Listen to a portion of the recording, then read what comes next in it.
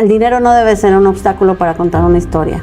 Todo mundo quiere participar en una película y es la verdad. Hacer cine es una cuestión de colectivo, de amigos, es una fiesta. Hay piezas que te cuestan 100,000 pesos o 10,000 pesos, o hay piezas de 20 millones de dólares o de 200 millones de dólares. Si no buscas cómo hacerla, nunca va a ver la luz tu pieza. Nunca, nunca, nunca. Eso no va a suceder. En México no es tan sencillo como, fíjense que escribí, no, pues te la roban. Se la llevan, se inspiran en tu pieza para escribir otra cosa. Los estímulos fiscales que está ofreciendo el estado de Chihuahua y el país completo trae inversión extranjera, o Estados Unidos o en Canadá ya son insostenibles por una serie muy famosa en Netflix que se llama Adolescencia. Todos los capítulos están tirados en una sola toma. Y bueno, pues le doy la más cordial bienvenida a Victoria Naranjos Montoya. Muchas gracias por aceptar esta invitación. Gracias, Tavo, por la invitación. ¿Eres directora o cineasta? ¿Es lo mismo o no es lo mismo? Cuéntanos esta parte. Me gusta describirme como apasionada del cine, porque sí dirijo, pero también escribo y produzco. Mi trayectoria en cine es más de productora, pero tengo una pieza que dirigí que le fue muy bien en festivales, entonces a la gente le gusta decirme directora. Yo la verdad es que trabajo para directores muy importantes de este país o también americanos y respeto mucho esa silla, así que pues soy una apasionada del cine. Pero cuando desempeñas un proyecto, que estás dentro de un proyecto, o eres directora o eres productora, o se puede hacer en conjunto. Sí, se puede hacer en conjunto. Mira, te voy a citar un ejemplo. Gael García y Diego Luna, ¿no? Nuestros tan amados charolastras. Ellos de inicio de fondo son actores. Son actores, grandes actores. Sin embargo, con el tiempo empezaron a encontrar en la industria la oportunidad de producir sus propias piezas.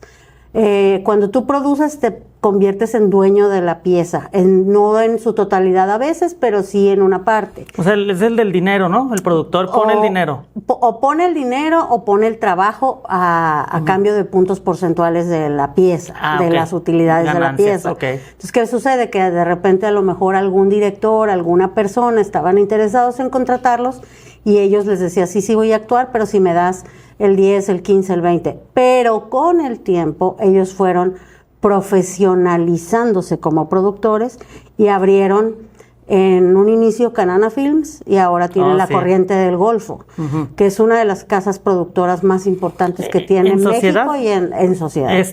Gael García y Diego Luna.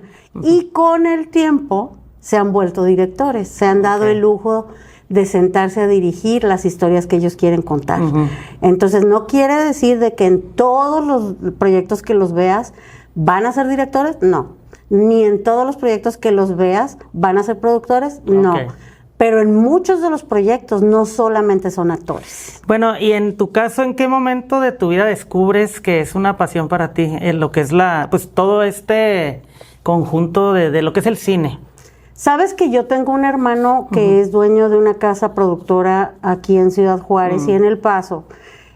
También tenemos oficinas en México que se llama Intelia Films. Y Ricardo, él es un director de cine, él es un ferviente creyente de las historias que se tienen que contar a través del cine.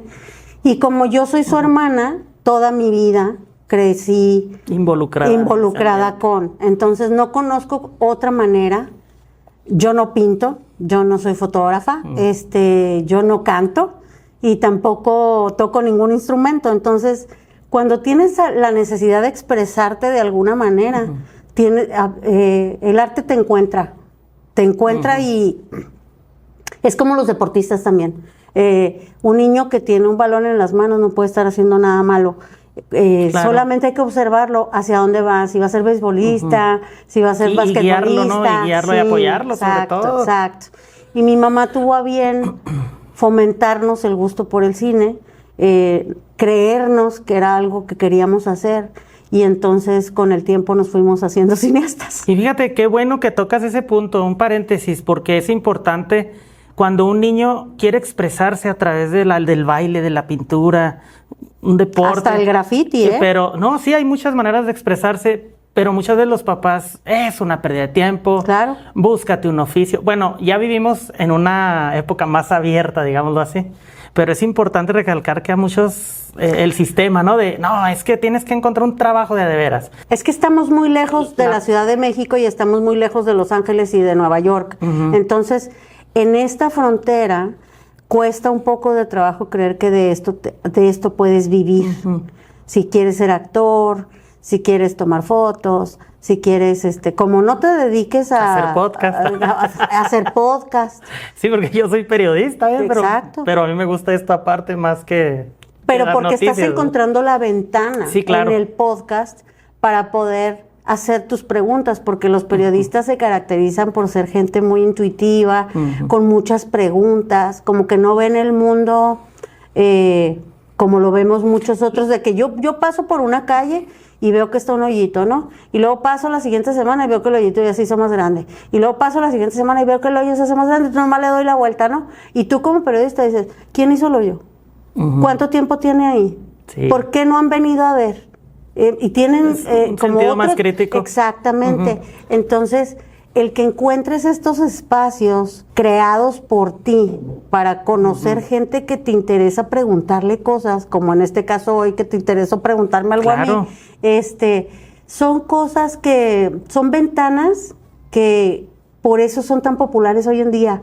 No sé si escuchas la frase recurrente hoy en día que dicen, todo mundo tiene un podcast. Pues claro, claro, todo el mundo tiene algo que decir. ¿Qué te decía ahorita detrás de cámara? Es que todos tenemos una historia y no necesariamente tiene que ser una persona que saltó a la fama o que no. Todos tenemos una historia que contar. Sí, y a alguien le va a interesar. Y de repente la constancia en mesas de conversación como estas, que antes se celebraban en un café, que antes se celebraban en una comida, en algún pasillo. Tú le decías a alguien que me conocía a mí, oye, es cierto que ella hizo esto y le fue bien con esto otro. Oye, a ver qué día me la presentas. Y ahora es enfrente de una cámara. Sí, y aquí lo importante también es a quién inspiras, a lo mejor a través de tu pasión, que es el cine. Pues espero que cuando menos a uno. Sí, no. Con eso. Con eso. Con eso. ¿Y qué proyecto, con qué proyecto empezaste? ¿Cómo fue tu desarrollo como en el ámbito del cine? Mira, yo entrando a trabajar con mi hermano Intelia Films, porque no siempre trabajé ahí, ¿verdad? O sea, yo me dedicaba a la publicidad, a ser gerente de ventas, de equipos de ventas, para medios de comunicación. Yo trabajé para Univisión, trabajé para el Periódico Norte, para la revista Fíjate Bien. Wow. Y mi hermano, paralelo a mí, él iba siempre con Intelia. Yo lo veía que conseguía reconocimientos publicitarios, hacía piezas de publicidad hermosas, tiene un ojo espectacular. He trabajado con muchos fotógrafos y mi hermano es el mejor que conozco de la zona y quizá de los 10 más importantes que yo pudiera recomendar como publicista. Cuando yo entro a trabajar con él era porque ya había explotado el negocio, ya el negocio había crecido de una manera que teníamos que tener presencia en Monterrey y en la Ciudad de México para atender las necesidades de clientes que teníamos por aquellos rumbos. Y entonces empecé a escribir más estrategias y campañas, ¿no? Y de repente empecé a escuchar las palabras así como de que un cortometraje, un video musical. A ver qué es. Un video musical. Te mandaban la canción de un artista, de una disquera, todo, la secrecía, los contratos de confidencialidad. Vamos a concursar. Pero había que escribir historias por una canción. Sí, exacto. Claro. Plasmarla en un video, ¿no? Luego llegaba alguien con que traigo un cortometraje, que hay que leerlo. ¿Lo vamos a producir o no lo vamos a producir? Producir. ¿Cómo es esto? Te fue llamando la atención. Exacto. Porque ahorita tú decías, el productor es el del dinero. No, pero ¿qué hace el productor? Hay diferentes productores dentro de una pieza. Sí. Del tamaño que sea y del presupuesto que sea. Y los que hacen que todo cuadre con las necesidades del presupuesto de la pieza. O sea, que se adapte, digámoslo así. Claro, hay piezas que te cuestan 100,000 pesos o 10,000 pesos, o hay piezas de 20 millones de dólares o de 200 millones de dólares. Entonces tú ves, a la hora que ves toda la línea de los créditos, empiezas a ver todos los productores que hay, porque son gente que efectivamente está a cargo del dinero o está del lado del dinero, de la parte menos divertida de la pieza. Hoy en día, con tanto furor con las series de televisión, sí, hay una figura nueva que se empieza a escuchar y pues ya tiene mucho tiempo, que se llama showrunner. El showrunner es un productor que de origen es escritor. A mí lo que más me gusta es escribir historias. O sea, dices tú, bueno, yo traigo escrita esta historia, pero yo mismo la quiero producir. Le quiero meter tanto dinero. Es que no hay de otra. En México no hay de otra. En México no, pues, sí es muy necesario. O sea, porque yo pertenezco a muchos grupos de Facebook. Autosustentarte. Pues, sí, claro, porque si no buscas cómo hacerla, nunca va a ver la luz tu pieza. Nunca, nunca. Eso no va a suceder. En México no es tan sencillo como, ay, fíjense que escribí. No, pues te la roban. Se la llevan, se inspiran en tu pieza para escribir otra cosa, porque digo, todo es perfeccionable, ¿no? Entonces, en el caso de tu pregunta de cómo empecé escribiendo el guión de un cortometraje. Me tardé, no sabes. Aquí, bueno, para ir desmenuzando dentro de la misma pregunta, sí. ¿El cortometraje es una pieza? ¿De cuánto tiempo? Si no me equivoco. ¿O por qué se llama cortometraje? Porque dura poquito. Ok. Porque dura poco. Entonces, si no me equivoco y que me corrija alguien de la audiencia, es una pieza que dura menos de 30 minutos. Porque después están los mediometrajes, que no son nada populares. Esos no los había escuchado. Los mediometrajes, no. Sí. Entonces, hay piezas que duran 40 minutos, 50 minutos, van enfocados hacia un largo. Sí. Y el largometraje es a partir de los 80 minutos. Ok. Y luego me decías que tardaste mucho en escribir. Muchísimo, no sabes. O sea, yo tenía la idea del siglo, ¿no? Yo tenía un blog en la época de los blogs, no con los blogs de la B, no, con la de B de burro. Sí. Y yo tenía el MySpace y esos, ¿no? Yo tenía un blog, un Blogspot, un minuto de victoria, todavía por ahí anda. Y ahí empecé a escribir una historia y a la gente le gustaba. A la gente le gustaba, me comentaban, me decían, y etcétera. Y entonces, una persona que trabajaba conmigo en mi equipo, que hoy trabaja en el TEC de Juárez, saludos Marta Mendoza, si me estás viendo, nos pusimos a desarrollar el cortometraje, el guión del cortometraje. Pero aquí la historia está así. Duramos 5 meses entre las dos. Y no, fulanito dice esto, todo eso es un guión. Claro, y qué paciencia. Es la escena 1, exterior, casa de Victoria de noche. Y luego ya empiezas a describir el lenguaje de cámara, qué es lo que está sucediendo. Victoria está frente a la ventana. Victoria, y luego pone Victoria en negrillas. Tiene 55 años. Victoria, entre paréntesis, 55. ¿Eso qué quiere decir? Que ante la cámara tú necesitas una mujer que se llama Victoria, que tenga 55 o que los aparente. Porque para la cámara, para ser, hay que parecer, ¿no? Y empiezas, y todo, es un rollo. ¿Ese cortometraje fue el primero que hiciste? No, nunca lo he producido porque ahí lo tienes un guardadito. Maestro de guión me dijo, esto no es un cortometraje, esto es un piloto para una serie. Tardé como 3 años. ¿Pero a su punto de vista? Sí, es su punto de vista. Bueno, ese es. Entonces puedo perfeccionarlo para hacer un piloto. Y la gente pensará que como trabajo en Intelia, pues yo puedo hacer todo lo que yo escribo, pero no es así. No es así porque hacer cine es muy caro. Es muy caro. ¿Y ese que todavía lo tienes planeado en algún momento? Sí lo quiero perfeccionar y lo que quiero hacer es, a título de guionista, es escribir el piloto, hacer la maqueta, y lo que tienes que hacer es escribir 13 capítulos, pero es la premisa nada más, para que puedas ir a picharle la idea a una plataforma, a una empresa productora como la de Que te ponga el billete y te diga, órale. Me interesa, me gusta, desarrolla todos los guiones de todos los episodios y generalmente los showrunners, en este caso pues, yo sería showrunner, no diriges. Tú defiendes el proyecto desde el guión y lo produces. Lo produces con una casa productora, pero esa casa productora, si tú te fijas en las series, generalmente los capítulos los dirigen diferentes directores. O sea, contratan, fíjate bien en eso, en House of Cards, en Grey's Anatomy, y así. No es un solo director. No, es imposible, es muy difícil. Por lo largo de los Tendrías episodios. que ser Vince Gilligan para hacer Breaking Bad, para que lo puedas lograr. Sí, una serie muy Sí, buena. ya, pero es un virtuoso, ¿verdad? Sí. Él escribió, la dirigió y pues ya eso Entonces, es alguien muy estamos talentoso. hablando de, por ejemplo, los músicos virtuosos. En ese lenguaje sí entiendo más de que tocan, pero lo traen ya. Y que tocan todo y En que el cine también se da. Claro.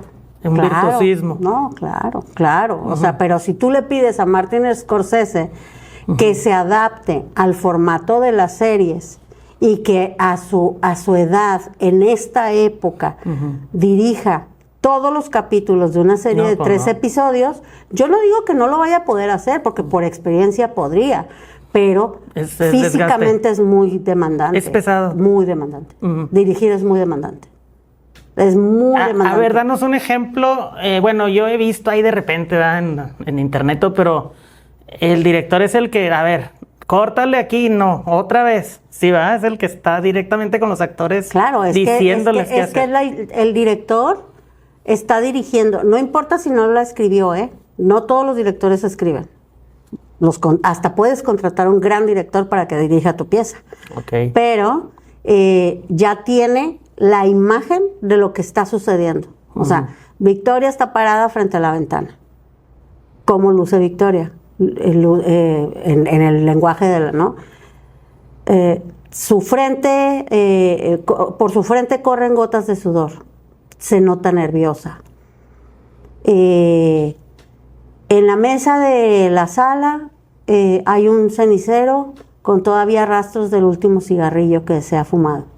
Hay humo todavía saliendo de la colina. Todo esto te lo estoy diciendo para que te vayas así. Son los más mínimos detalles, Claro, ¿no? Que claro. a veces uno ni se fija en la... Sí, y hay directores meticulosos como Guillermo del Toro para crear estos ambientes fantásticos que surgen de su imaginación, Sí. porque él sí escribe y dirige, y produce, porque él busca los recursos para poder realizar sus piezas, pero es gente muy talentosa. Del que sí te puedo platicar es por el que la gente me conoce, es de No Pasa Nada. Incluso te lo voy a dejar por si lo quieres compartir con tu audiencia al final del capítulo o lo que sea. Es un cortometraje que dura 5 minutos. Claro. Y que le fue muy bien en festivales. Ese se hizo con un estímulo. ¿Tú lo escribiste? Yo lo escribí. Okay. Ese yo lo escribí. Sometí el guión a una convocatoria que hizo la Comisión Fílmica del Estado de Chihuahua, que pertenece a la Secretaría de Cultura, y en el 2019 sacaron la convocatoria de Chihuahua en corto. Entonces te ofrecían 50,000 pesos en efectivo para poder realizar tu cortometraje. Tú dirás, bueno, 50,000 pesos es un montón de dinero. No, no creo. Pero lo que pasa es que ahí sí yo pues trabajo en Intelia, y entonces Intelia es mi más productor. herramientas. Okay. Entonces, ellos son mis productores en el sentido de que pude utilizar todo el equipo fílmico, las cámaras, los lentes, las luces, el equipo de audio, las camionetas y todo lo que necesité para rodar en 3 días una historia de Ángela, que es una niña que a una edad muy corta se da cuenta de que no siempre las consecuencias de tus actos coinciden con lo que haces. Es un guión que, hablándote del primer guión que yo escribí con Marta Mendoza, vino a Ciudad Juárez en 2 años consecutivos un maestro del CCC, Alfredo Mendoza.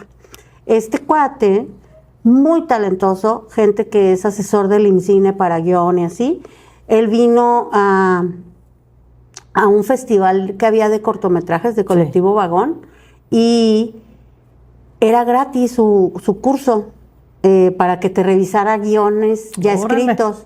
Entonces yo llegué bien salsa con mi guión, que me había tardado 3 años en hacer. Y así lo está diciendo. No, hombre, no. ¿Te fue mal con él? Sí, me dijo, no, qué horror, o sea, está súper aburrido, la protagonista no le pasa nada. No, qué horror, no, quítale, ponle, no sé qué, yo defendiendo, ¿no? Porque te enamoras de tus personajes, sí, de la historia, pues, claro. y no, y cómo, y esto aquí, allá, y no sé qué. Me dijo, bueno, y duramos una semana en la que empezaron 15, era para 15 personas gratuito y terminamos 6, una vergüenza, o sea, la verdad es que luego dicen, es que en Juárez no hay nada que hacer, ¿cómo es posible? O sea, te traen maestros del CCC. Y no baja la y gente. no va la gente, y es gratis, ¿no? Y luego al año siguiente, viene otra vez. Pues yo me inscribí, ¿no? Y me volví a sacar la rifa y entonces ahí voy. Y me dijo, pensé que ya lo habías hecho. O sea, porque lo corregimos, ¿no? Entonces, pensé que ya lo habías hecho. Y le dije, es que no. ¿Y es el que sigue ahí guardadito? Ajá. Entonces me dijo, vamos a pulirlo. Es que ese es un piloto para una serie. Vamos a pulirlo. Te voy a enseñar cómo pequeños trucos para que empieces a matar a tu personaje. No que lo mates del todo, sino que le mates cosas ñoñas que tiene para que le pasen cosas. Total que otra vez duramos como 4 o 5 días y ya se tenía que ir el maestro el domingo. Y el sábado me dijo, mira, ¿sabes qué? Yo no voy a ser tu mejor amigo, no lo voy a hacer nunca. Yo me voy de aquí y tú te quedas con tu guión. Y si lo quieres producir o no lo quieres producir es tu rollo. Donde trabajas te lo pueden hacer en un abrir y cerrar de ojos, yo no sé por qué no lo haces. Pero ¿sabes qué? Yo renuncio a pensar que de tu cabeza solamente salga eso porque tú ves muchas historias. En la publicidad y en todo ves muchas historias. Y entonces me dio un consejo que te lo voy a dar aquí para toda tu audiencia y está bien fácil. Me dijo, a ver, dime un día de tu vida. Entonces yo le dije, mi primer día de clases. Muy bien. Ese primer día de clases, dime 5 objetos que había a tu alrededor, en este momento, dímelos ya. Y yo, pues iba en un bocho con mi mamá, llevaba mi gafete y mi mamá me dijo que ahí decía mi nombre. Y yo me aprendí a escribir mi nombre por lo que decía ese gafete. Y luego adentro del bocho había una Catarina. Y luego iba una música de Roberto Carlos. Y había una gran puerta para entrar a la escuela. Ok, perfecto. Ahora sí, a partir de este momento, 25 años después, quiero que me digas qué pasó con esa niña, pero en ficción. Ya no eres tú. No puedes ser publicista, no puedes ser cineasta, no puede nada de lo que tú haces en la vida real. 25 años después. Nos vemos mañana. Ah, caray, o sea, tenías que desarrollar como una historia. Sí, entonces era sábado y eran las 8 de la noche y yo al otro día tenía que verlo a las 11 de la mañana. Pues no dormí. A escribir. Escribe. Y así salió No pasa nada. La niña se llama Ángela. El que me dices que sí, de 5. Oh. Y es un cortometraje, lo escribí y me dijo, 2 o 3 cosas que hay que corregir. Corrígelas talleréalas con gente que respetes aquí de local y lo quieras ver en un año. Entonces, pues ya fue muy fácil porque además en guión una hoja es 1 minuto y mi corto dura 5 minutos. Entonces era muy cortito, el otro 18 minutos, entonces era más difícil, había muchos personajes, sucedían muchas cosas. Aquí no. O sea, era una cosa más sencilla. Más sencilla, pero profunda, muy fuerte. Es un thriller. Y entonces, creo que a tu audiencia le va a gustar mucho ver el resultado de cómo nació la gestación del guión de No pasa nada.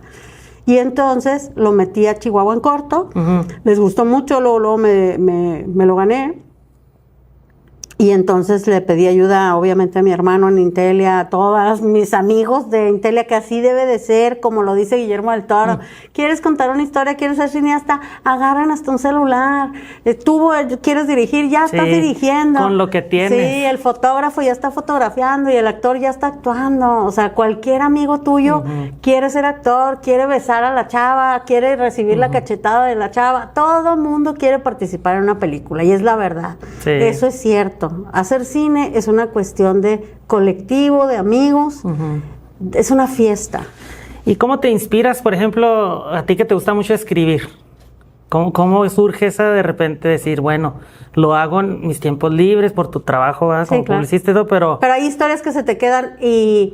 ¿qué dices? ¿Cómo empieza a fluir la... Es que no todas las ideas tienen que ser tuyas. O sea, hay cosas, por ejemplo, yo ahorita estoy desarrollando un guión basado en un cuento de hay una... ella es dramaturga, pero es escritora, Marta Batisuk, hija del reconocidísimo director de orquesta don Enrique Batis, en paz descanse. Y Marta Batis ha publicado muchos libros, pero de sus primeras publicaciones tiene un compendio de cuentos que se llama Todos los voy a matar. Y entonces en ese compendio hay un cuento que se llama La primera taza de café. Y a mí me encanta ese cuento, pero me encanta y lo quiero hacer largometraje para filmarlo en Samalayuca y El Paso. Bueno, entonces, por ejemplo... Y me estoy tardando un montón en adaptarlo porque ya está escrita la historia, pero aquí el reto es que de un cuento, que es una cuartilla, poquito más... Tienes que desarrollar la historia, ¿no? Tengo que aventarme cuando menos 80 minutos, 80 páginas. O sea, tienes que extender, entonces ya te tienes que meter en la psicología del personaje, cómo lo quieres, a dónde lo quieres llevar. Y si yo, por ejemplo, tengo una historia y te digo, oye, ¿cuánto me cuesta o cómo para que tú me la escribas? Porque yo no soy bueno para escribir, digamos, ¿no? O me da flojera aquí, no ponerme, no tengo la paciencia. Pero tengo una historia muy interesante. ¿Se puede también hacer eso? Sí, claro, se llaman obras por encargo, tú conoces de eso. La obra por encargo, pues como cuando le pides un cuadro a un pintor. Hay pintores que sí aceptan, hay pintores que no, hay guionistas que lo aceptan, hay guionistas que no. Yo vengo de la publicidad, de ser comerciante, yo sí lo hago. Ahora, no sé si el maestro Arriaga, que es uno de los guionistas que a mí más me gustan, mexicano, el creador de Amores Perros, junto con Iñárritu, Babel, 21 gramos, El Búfalo de la Noche, hay una película que me gusta mucho de él que Llamar al Fuego, algo del fuego, que es muy, muy buena. Creo que Guillermo es de las plumas más hermosas que tiene este país, más agudas, y tiene un sentimiento muy norteño, él es de Coahuila. No sé si él aceptaría hacer una obra por encargo, pero pues no se pierde nada, todo eso es un negocio. Yo admiro mucho el trabajo de una guionista que tiene una empresa que crea series de televisión que se llama Shonda Rhimes, que tienen su haber How to Get Away with Murder, Grey's Anatomy, todo eso. Entonces su empresa se llama Shonda Land y tiene las mesas de escritura. O sea, la contratan, ha tenido hasta 7 proyectos al aire. Imagínate. Entonces, la gente que tiene alrededor. Entonces ahora sí, cuando ves los créditos de inicio de una serie, ahora sí te pones a fijar, aquí tiene 2 escritores, en este otro capítulo tiene otros 3, y así, porque lo que pasa es que en estas mesas pues se dividen el trabajo. ¿Y el director también se encarga del casting de los actores? ¿O quién se encarga de verlo? Tiene un universo, o sea, tiene un director de casting, pero tiene un universo creado en su cabeza, y hay que acercarle al director. Todos los que nos involucremos en crear una pieza, tenemos que hacerlo feliz. Entonces, hay películas o historias que se crearon para un actor, pero ¿qué pasa si ese actor se te muere, se te desconchinfla la cabeza o algo que pase? O no tienes quiere, que ¿no? tienes que encontrar aquel que dé más el personaje. Pero hay, por ejemplo, historias que se crean en tiempos y momentos distintos, y entonces es cuando tú puedes acercarle a los no actores, que también son proyectos muy bonitos de hoy en día, gracias a la globalización, donde ya encuentras verdaderos joyas de la actuación en lo natural, en lo orgánico, y que está tan de moda ese término, ¿no? Y, por ejemplo, ¿cuánto más o menos? Yo sé que depende de la historia que quieras hacer, ¿no? El dinero. O sea, ¿con cuánto si sacas algo ahí más o menos? Pero que de ya una película producirla. o una producción no. Una un película, dineral. sí, o sea, mira, Robert Rodríguez, el director de cine americano, hizo el mariachi. Él dice que con $7,000, la primer entrega del mariachi. Donde sale ¿Banderas? ¿Antonio Banderas? Donde sale Salma Hayek. Sí, pues con Antonio Banderas. Sí. Pero esa es la 2, ¿no? Esa es la segunda. Esa es la 1, ¿no? Pues yo es la única. Es que tiene 2 entregas del mariachi. Ay, la dos, primera sí. es la que dice que hizo con $7,000. Ah, ya. Claro. Ya, entonces la segunda se me hace que es la de... Ajá. Yo creo que la segunda es la de ya sé ella. cuál es la primera, sí. Sí. Entonces, mucha gente Es un actor más desconocido. Íbamos al cine a ver qué había hecho con $7,000. Guillermo del Toro. Guillermo del Toro hizo Pacific Rim con $190 millones. Que era una película por encargo de estudio. O sea, lo contrataron como director, no era una historia de él. Pero entonces él fue con él al mismo estudio y le llevó el guión de La Forma del Agua. La Forma del Agua era una creación de él. Y entonces el estudio le dijo, no, pero pues esta es como La Bella y la Bestia. Esta sí no, está muy fumada, Guillermo, no. Pues casi no sé todas cómo. las de Guillermo. Pues te damos $19 millones. Es lo más que te podemos dar. Pues échalos. Y se la aventó. Entonces, hay historias que se pueden contar con menos y lograr lo que logró con La Forma del Agua. Hay historias que por respeto no se deben de hacer con menos del presupuesto necesario porque llevan unas escenas de acción. Claro. Entonces no puedes poner en riesgo a los actores o llevan un diseño de producción muy profundo, si es de los 60, de guerra o qué sé yo. Sí, la adaptación sí, y todo. Claro. Bueno. Entonces es muy difícil decirte con cuánto dinero. Lo que sí te puedo decir es que el dinero no debe ser un obstáculo para contar una historia. No debe de ser. O sea, siempre tiene que encontrar la manera, el país en donde se pueda contar. Lo que pasa es que antes, pues nosotros se nos hacía un mundo irnos de México o buscar lana en otro lado. Ahora pues, se puede encontrar. Acabo de trabajar en una película que nos contrataron como casa de servicios de producción para unos días de producción de esa película y riguearon un carro con iPhones, con 21 iPhones en el carro para ver detalles porque llevaba mucha acción la película, etcétera, y entonces o sea, para en el usar carro las cámaras. Las cámaras de los iPhones estaban en las llantas, en el motor, en el frente, en un montón de cosas. No es que solo se filmó con eso, pero yo nunca había visto que un director grande, serio, con un proyectazo en las manos usara los teléfonos. Yo no lo había visto. Pues sabía que lo los iPhone hacía. traen buenas cámaras, Sí, hasta eso no, va, pero... Claro. Lo acabo de ver, además que traía un fotógrafo súper reconocido, súper grande. No puedo hablar del proyecto, no es mío, me contrataron para hacerlo. No para ¿Está en hacer... proceso ahorita? Sí, no es el proyecto completo para nada, es solo unos días correspondientes a la producción total de la película. Pero sí, pura gente bien picuda que nos tocó conocer. Ay, qué suave. Y ver que, es lo que te digo, el dinero no debe de ser un obstáculo. Yo me di cuenta que ellos ajustaron sus presupuestos y llegué a ver los iPhones en el carro y dije, wow. Y una belleza. En los monitores veíamos lo que estaban filmando y decíamos, ¿cómo es posible? Pues a lo mejor de esas, como se dicen, se dan la maña, ¿no? Es que acuérdate que para un fotógrafo es lo mismo que para... Tú que eres periodista, tú debes de encontrar siempre la manera de resolver tus interrogantes. Claro. De la mejor manera. Con presupuesto o sin presupuesto. Y un fotógrafo siempre tiene la manera de fotografiar lo que él ve. Porque el fotógrafo está muy casado con lo que el director necesita. El director y el fotógrafo tienen que crear esta relación tan íntima para que puedan ver a la mujer que está parada frente a la ventana de la misma manera los dos.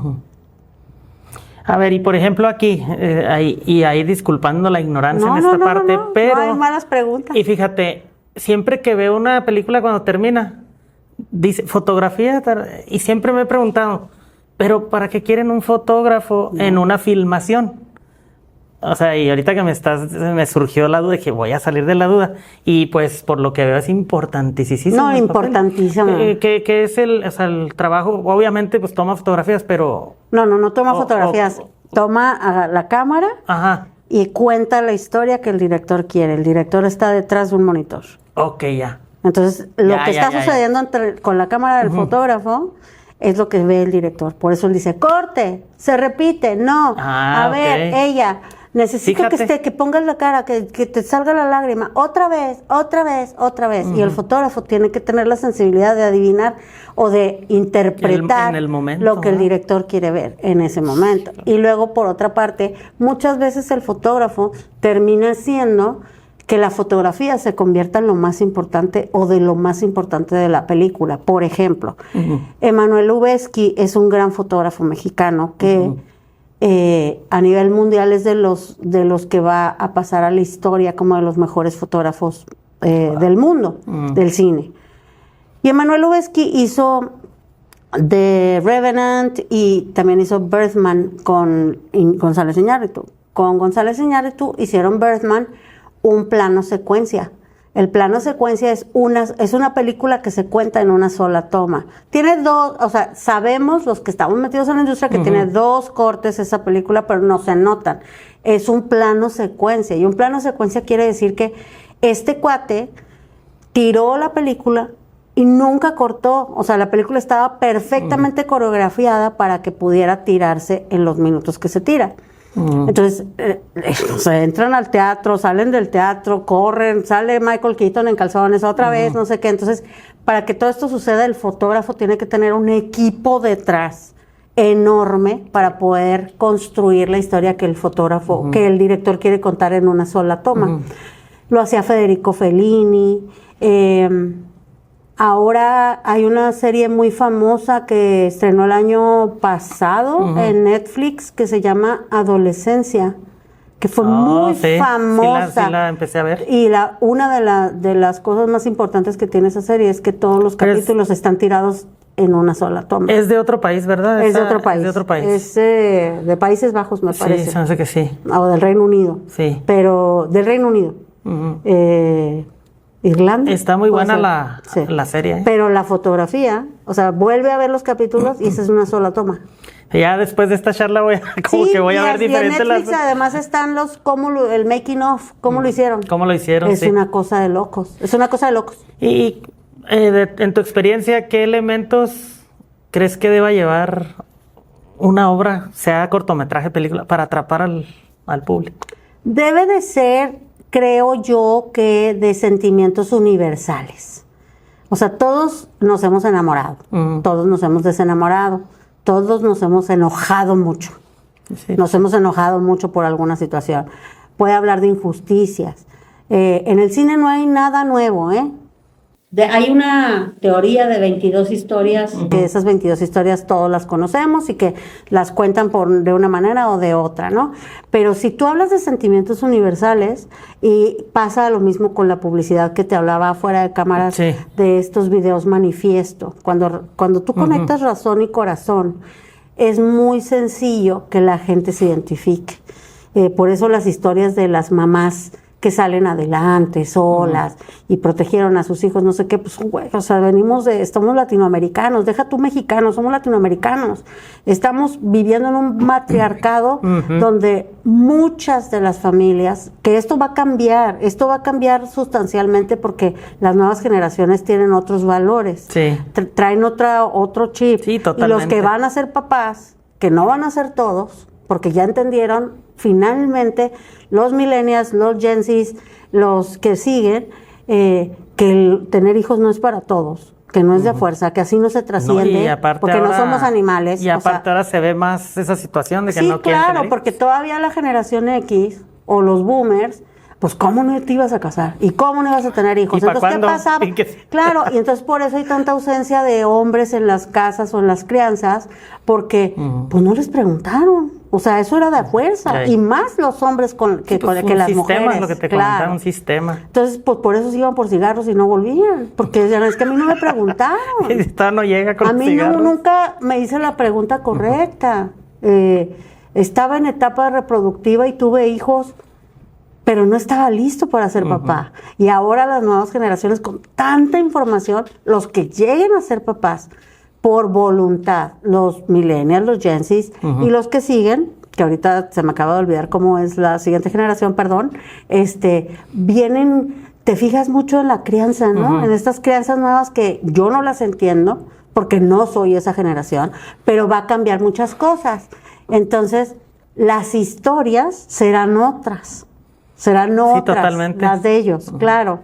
Pero por eso es muy importante, y eso me lo decía mi mamá, que tiene 85 años, que ve Netflix, que ella lo pone, que usa YouTube, ya sé, va contra su generación, ¿no? O sea, porque sus amigas no lo hacen.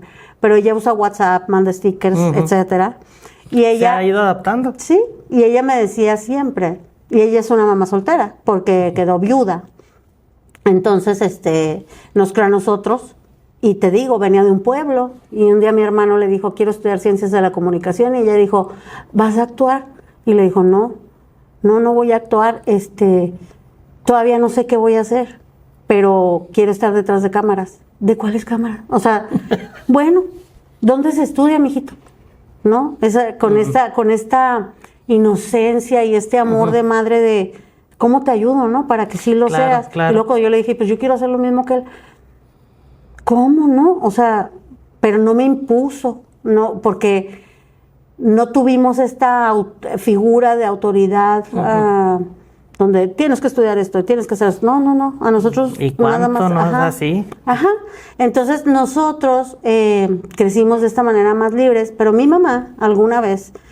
Yo sí quería estar frente a la cámara, después me arrepentí, ya no los tuve. ¿Como actriz? No, yo quería conducir. Ah, ok. Entonces yo tenía como 18, 19 años, y quería estar frente a la cámara, y mi mamá me dijo, a ver, para estar frente a una cámara, la gente necesita tener cosas que decir, mijita. Pues yo estaba muy jovencita, ¿no? Entonces me dijo, para que seas una persona medianamente culta, tienes que leer un periódico al día, una revista a la semana y un libro al mes. En algún lado lo leí.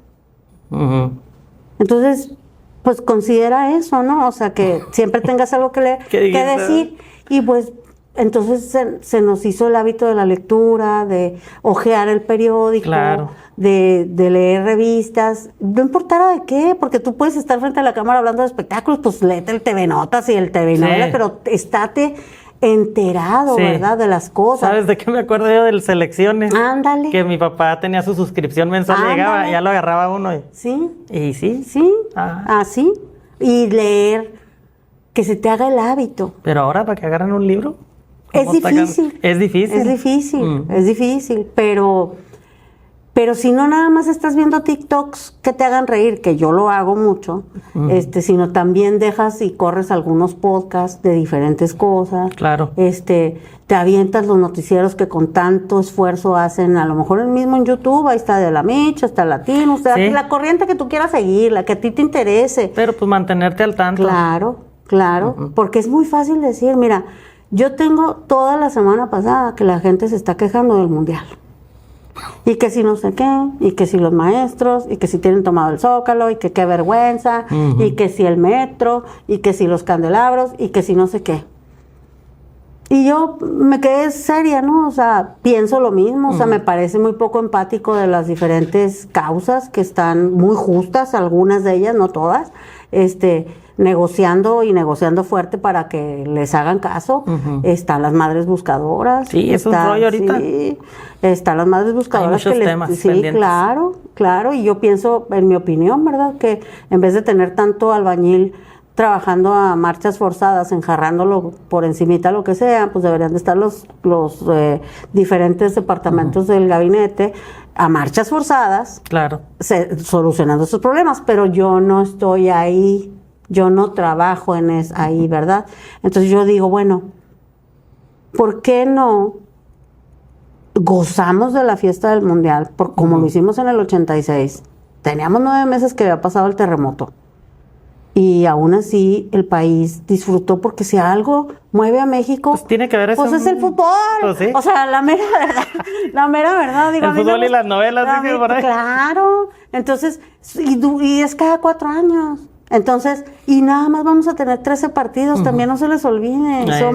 Hay 77 en Estados Unidos, pero en México nomás va a haber 13. Se van a pasar así. En 10 días ya no tenemos partidos. Sí, así es, rápido. Entonces volvemos a nuestra programación habitual y sigamos con las negociaciones con todos los demás. Yo no sé si son justas o injustas las demandas de los trabajadores de la educación. No me voy a meter en ese callejón, pero yo los he escuchado 1000 veces pidiendo lo mismo y más, y ese tema nunca se acaba. Me parece que hay temas mucho más sensibles, como el que te mencioné de las madres buscadoras, que no tendrían por qué estar a la par, porque son situaciones que ya deberíamos de estar resolviendo hace mucho tiempo por empatía nada más. Pues está el documental de esta, se me fue el nombre de la madre buscadora. De Maricela Escobedo. De Maricela Escobedo. Claro. ¿Qué opinas de ese? Es una pieza realizada con mucho respeto. Creo que... A mí me gustó. Me encantó. Plasman el dolor, que eso pues atrapa. Sí. Creo que cuando tú te sientas a ver de verdad, de corazón, lo que sucedió con un caso tan público como ese, no puedes mentir, no puedes esconder nada, y eso es lo que nos regalaron en esa pieza de Netflix. Así como también, ¿ya viste la película de Diego Luna de México 86? Todavía no. Es una gozada. Es que no es serie. No, es una película. Es una película. Sí, ficción basada en hechos reales. Ya la vi ahí anunciada, pero todavía no la veo. Es de ficción basada. Te vas a morir de la risa. Por favor, vela antes de que inauguren el Mundial. Pues si la puedes ver hoy, dura 80 minutos, se te va así.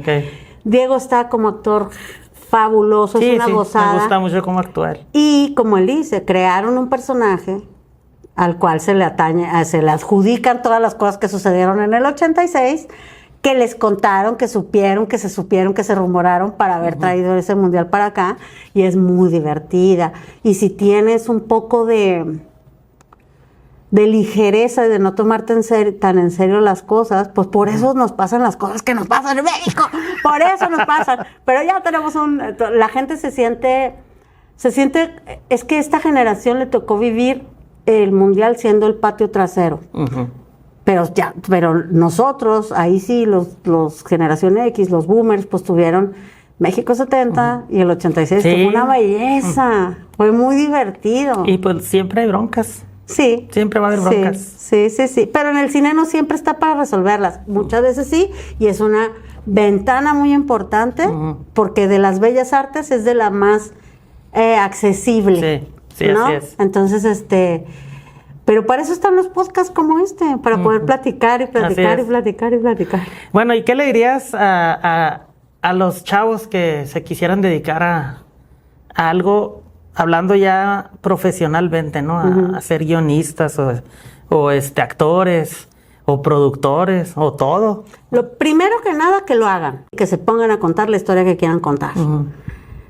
Y que lo que más les llame la atención, se profesionalicen en eso. Y hay ahora que estamos en la época de la globalización, hay 1000 maneras de Coursera, 1000 cursos en internet gratuitos, talleres para que te conviertas en un buen escenógrafo, en una buena vestuarista, en un buen actor. Es que hay mucho... Sí. ¿De dónde va? Sí, es una belleza. A mí me encanta este tiempo para... Lástima que me agarró ya tan ruca, pero me adapto, ¿no? Pero estoy muy consciente que los chavos deben de profesionalizarse, que no lo tomen tan a la ligera. No es tan sencillo como decir, voy a hacer un podcast. No, ¿y de qué vas a hablar? Exactamente. ¿De qué vas a hablar? ¿Qué preguntas vas a hacer?